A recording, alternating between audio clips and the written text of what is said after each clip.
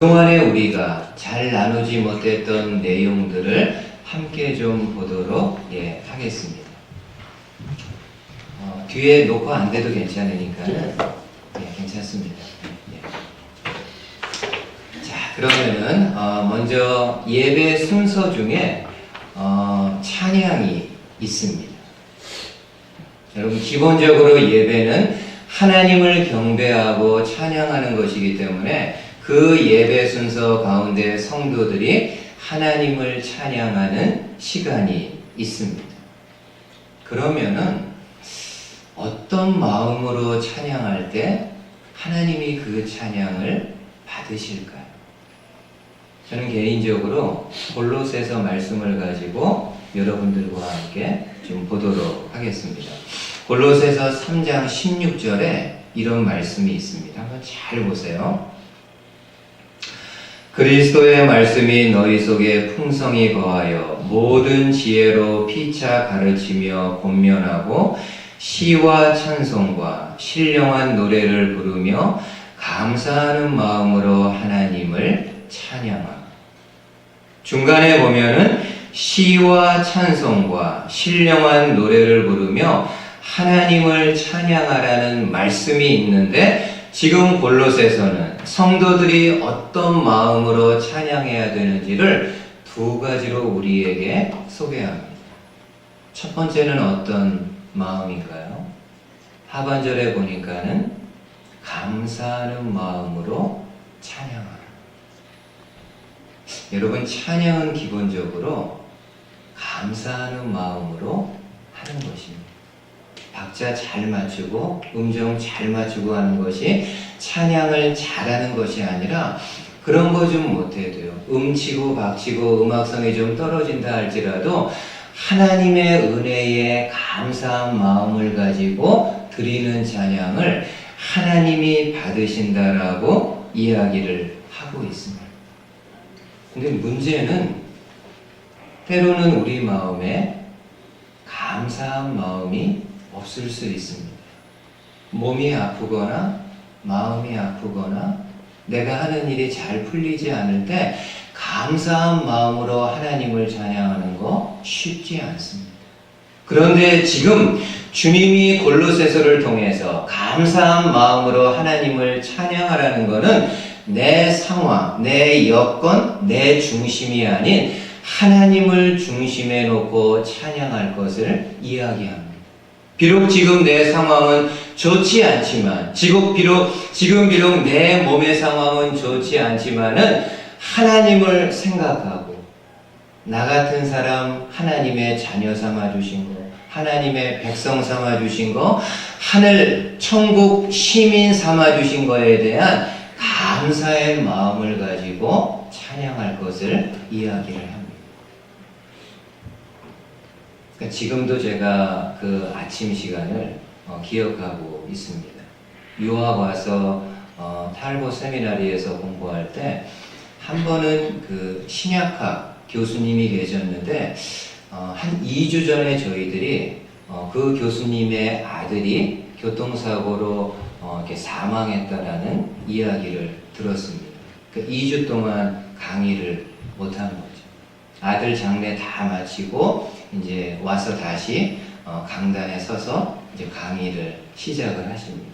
오전 시간이었는데 교수님들 오면은 학생들하고 인사하잖아요. 굿모닝 에브리원 뭐 이렇게 이제 인사하는데, 그날도 교수님이 굿모닝 에브리원 그렇게 이야기합니다.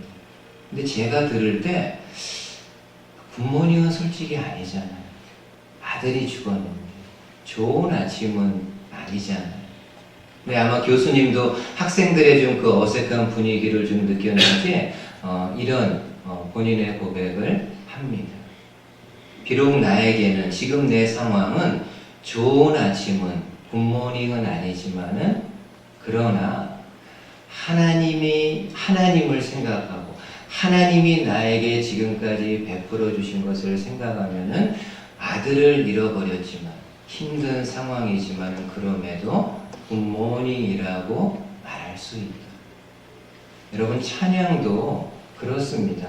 늘 감사한 마음이 있는 것이 아니라 때로는 어렵고 힘든 상황이 있지만은 내 상황만을 보고 찬양하는 것이 아니라 하나님을 바라보면서 지금까지 나에게 은혜 주시고 지금까지 나에게 돕는 은혜를 베풀어 주신 그 하나님을 생각하며 어려움 중에도 감사함으로 찬양할 때 하나님이 그 찬양을 받으신다는 겁니다.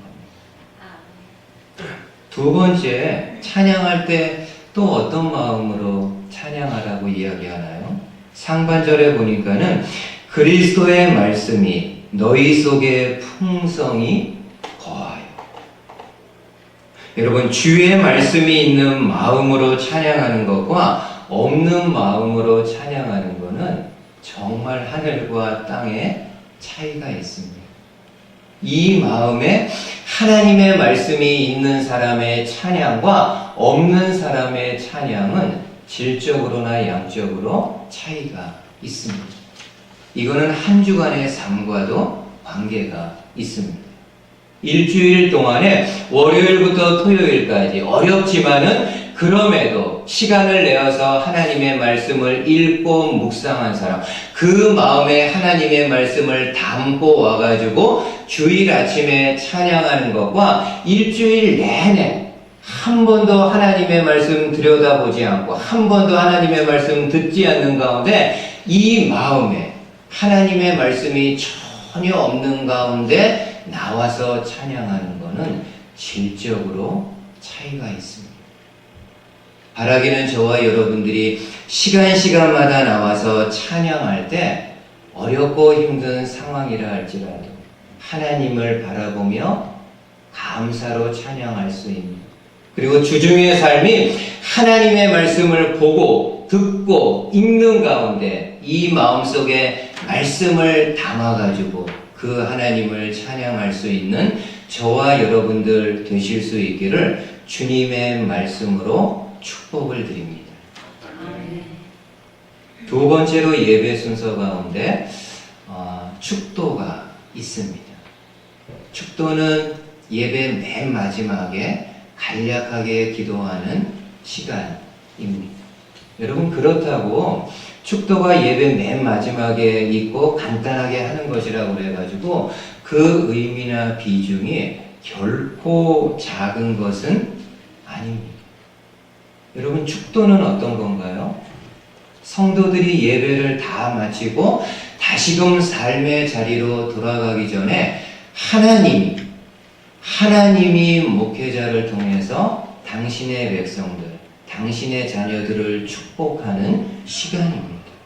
그러기에 축도하는 그 시간은 이 예배에, 드려지는 예배의 마지막 방점을 찍는 시간이라고 이야기할 수 있습니다. 굉장히 중요한 거예요.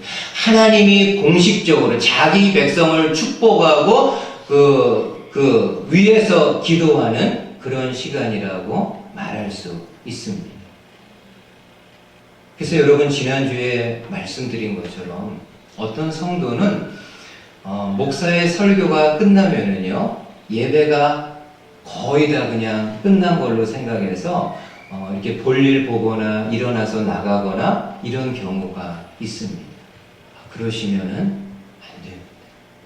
마지막에 여러분, 축도, 하나님이 목회자를 통해서 여러분들에게 축복하는 그 축복의 기도를 받고 가셔야지 예배가 온전하게 마쳐지는 겁니다. 여러분, 이 축도에 대한 그 근거는 구약과 신약의 말씀이 있습니다. 한번 먼저 구약의 말씀 한번 보시죠. 이스라엘 백성들이 하나님 앞에 제사를 드리게 되면은 아론과 그의 아들들, 다시 말해서 제사장들이 그 백성들을 하나님의 이름으로 축복하는 내용이 있습니다. 한번 말씀 보시죠. 민수기 6장, 혹시 여러분들도 아마 이 축도를 들어보신 적이 있을 겁니다.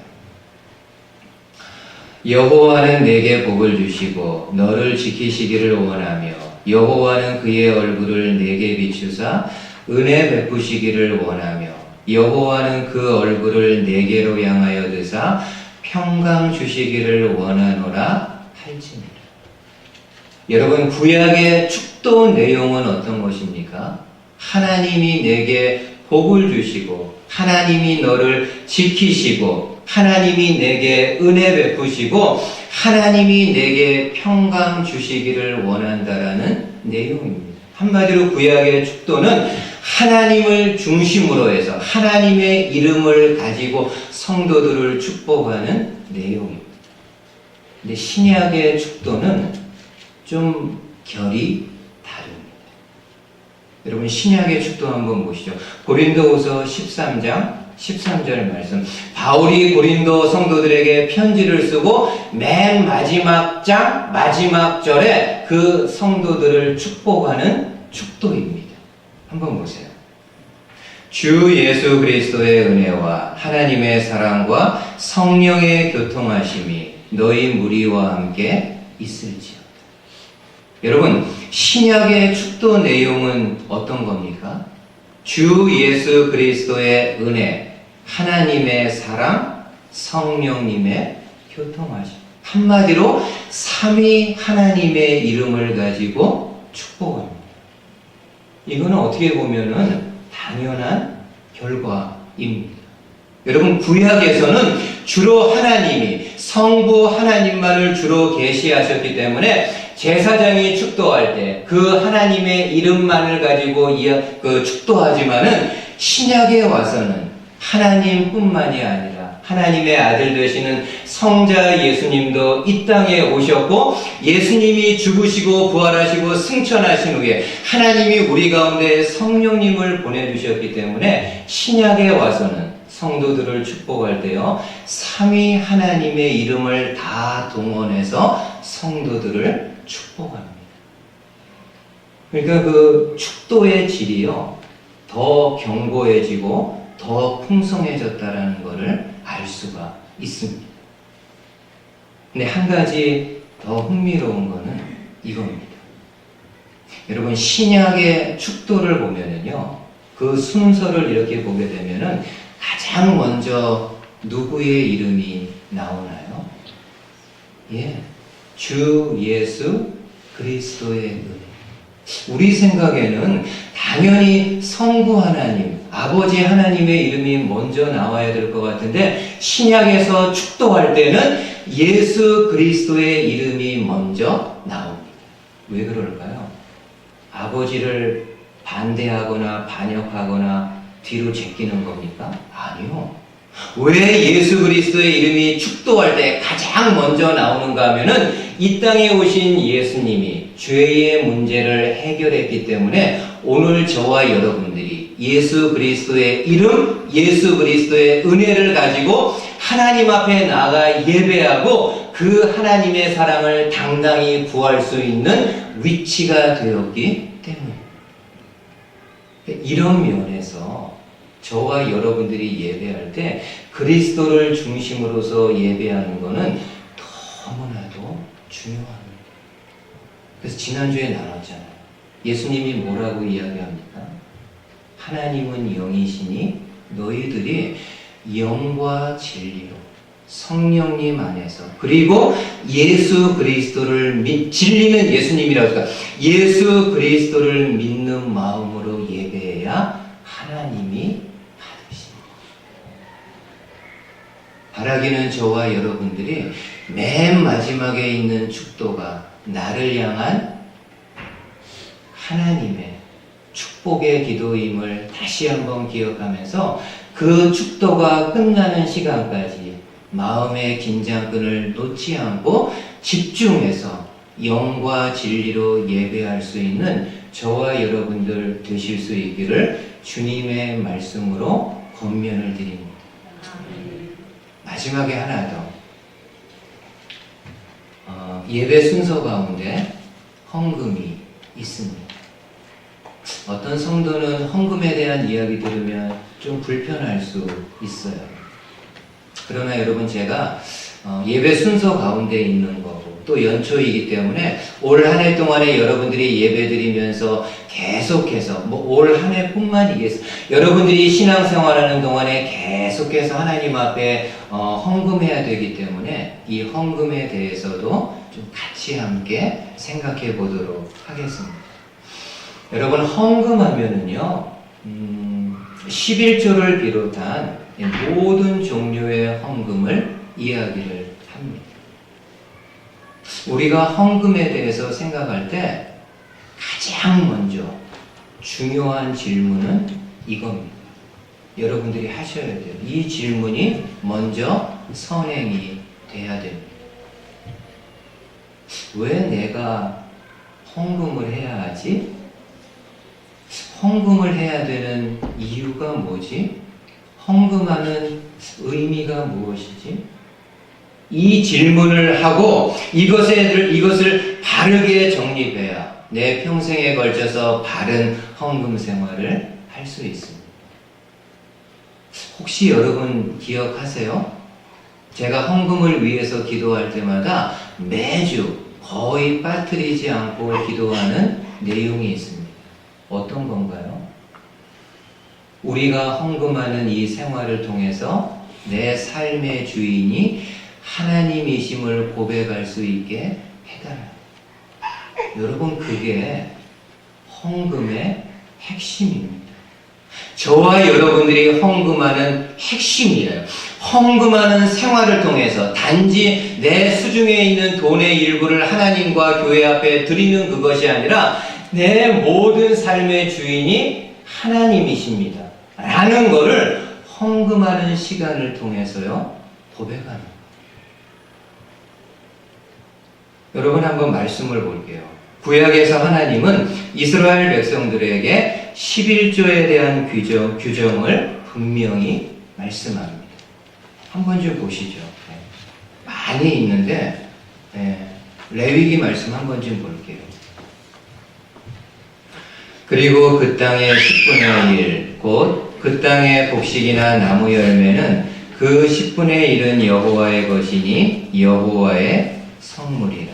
32절에 모든 소나 양의 11조는 목자의 지팡이 아래로 통과하는 것에 10번째 것마다 여호와의 것이니 여호와의 성물이 될 것이라고 말씀을 합니다. 여러분, 지금 하나님은 이스라엘 백성들에게 곡식이나 나무 열매의 10분의 1, 가축의 10분의 1은 여호와의 것이니 여호와께 구별해서 성물로 드릴 것에 대해서 말씀합니다. 근데 사실 실상은 어떻습니까? 이 세상에 있는 모든 것이 다 하나님의 것입니다.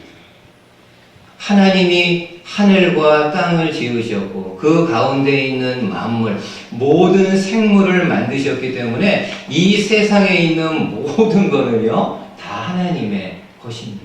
이게 저희들의 신앙 고백이잖아요. 그럼에도 불구하고 이 땅에 있는 모든 것이 다 하나님의 것임을 하나님이 누구보다도 잘 알고 계심에도 불구하고 왜 그 중에 10분의 1을 구별해서 하나님께 드리라고 말씀하는 걸까요?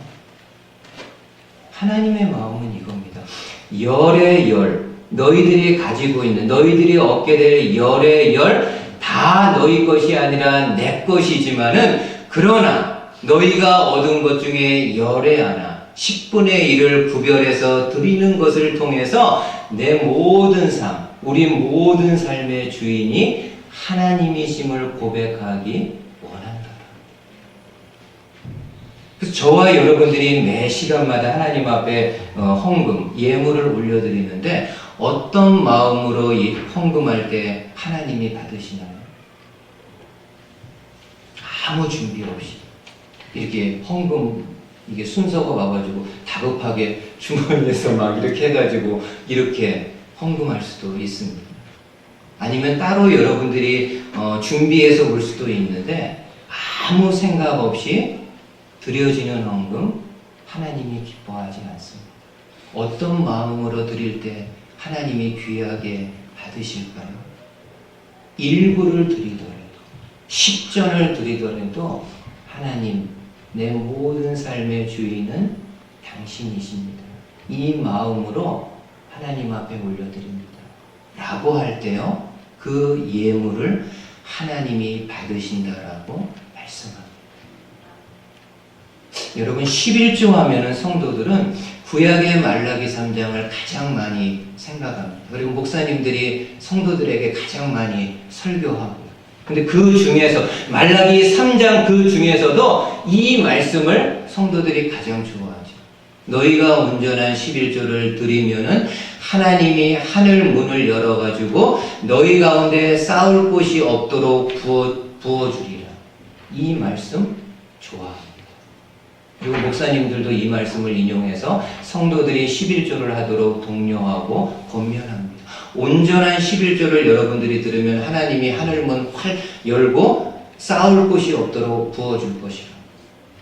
근데 여러분, 말라기 그 말씀을 좀 자세히 보면은요, 말라기 선지자가 강조하는 부분은 너희가 11조를 하면은 하나님이 복을 주신다, 그런 부분이 아니라요, 그 앞쪽에 나와 있는 부분이 강세가 있습니다. 강조점이 거기에 있어요. 한번 이 말씀 보세요. 오늘 본문 말씀 3장 7절에 이렇게 말씀합니다.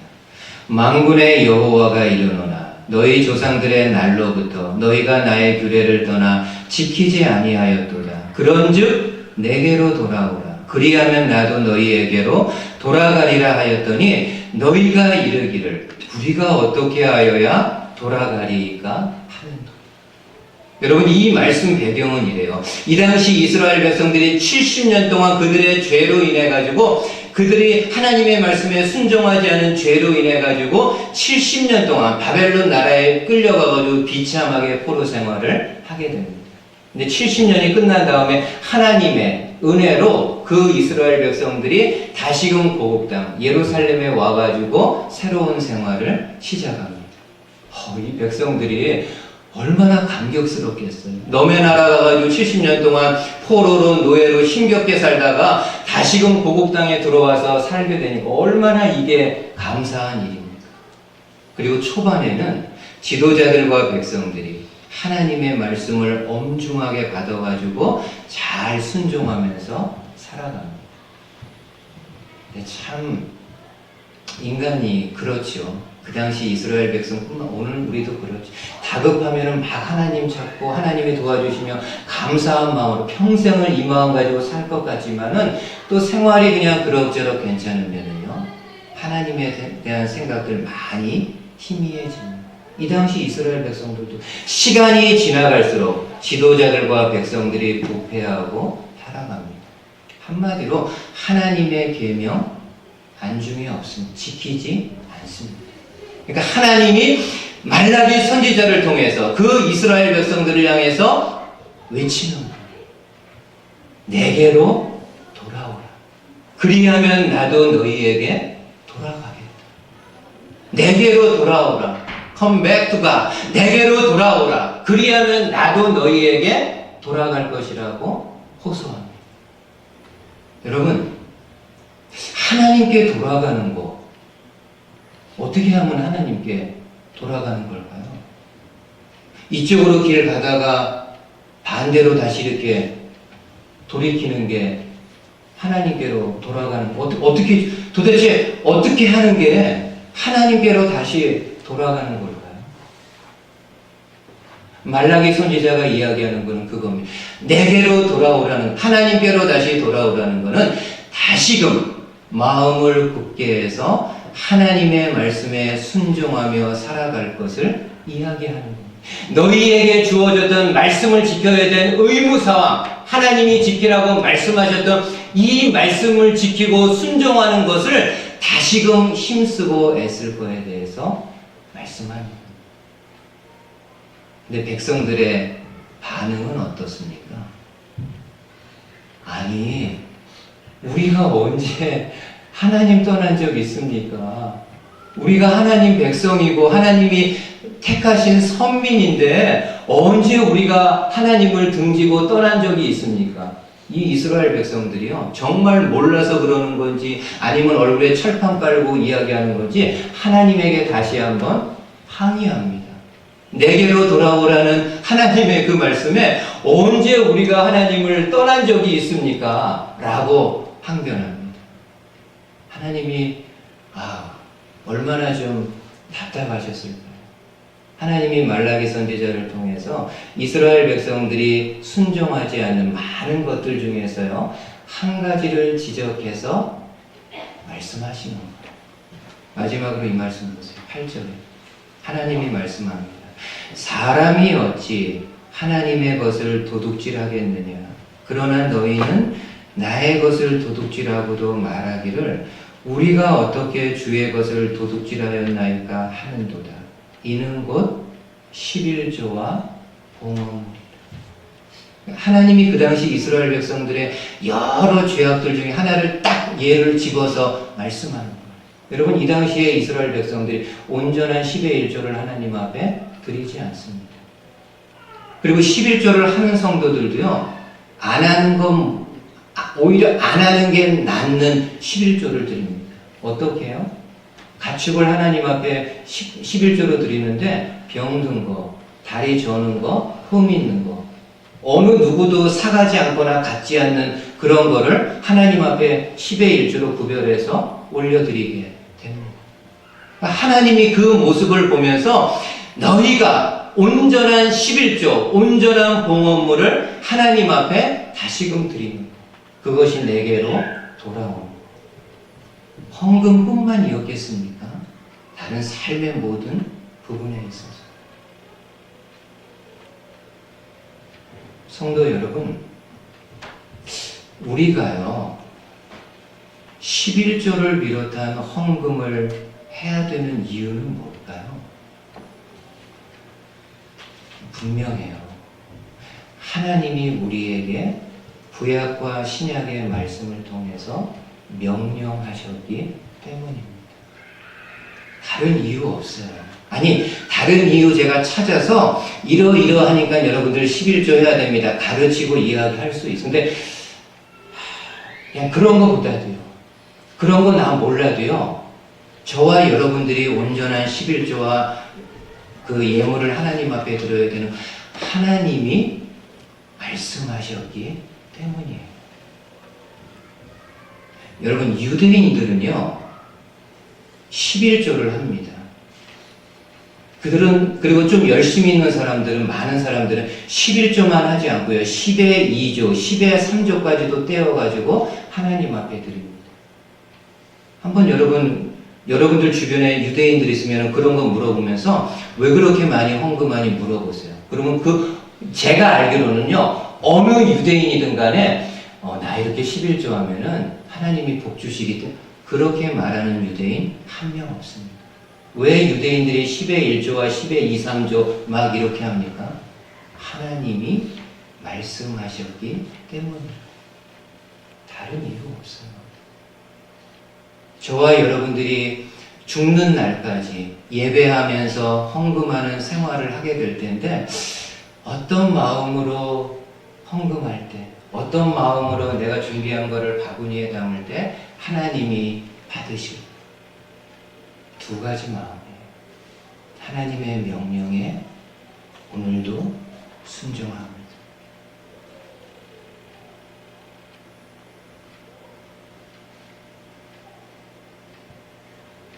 그리고 하나님이 내 삶의 주인임을 고백합니다. 내 가정의, 내 경제생활의 주인임을 고백합니다. 라는 마음으로 예물을 드릴 때 하나님이 그 예물을 기쁘게 받으십니다. 바라기는 저와 여러분들 올 한 해 동안에 예배할 때 꼭 기억하셨으면 좋겠어요. 영과 진리로 예배한다. 그리고 예배 순서가 이렇게 있는데 하나하나 그 의미를 잘 기억하셔서 매 시간 드려지는 예배가 우리 주님이 기쁘게 흥행할 수 있는, 기쁘게 받으실 수 있는 복된 예배가 되기를 주님의 말씀으로 축복을 드립니다. 아멘. 자, 자, 여러분 한번 눈을 한번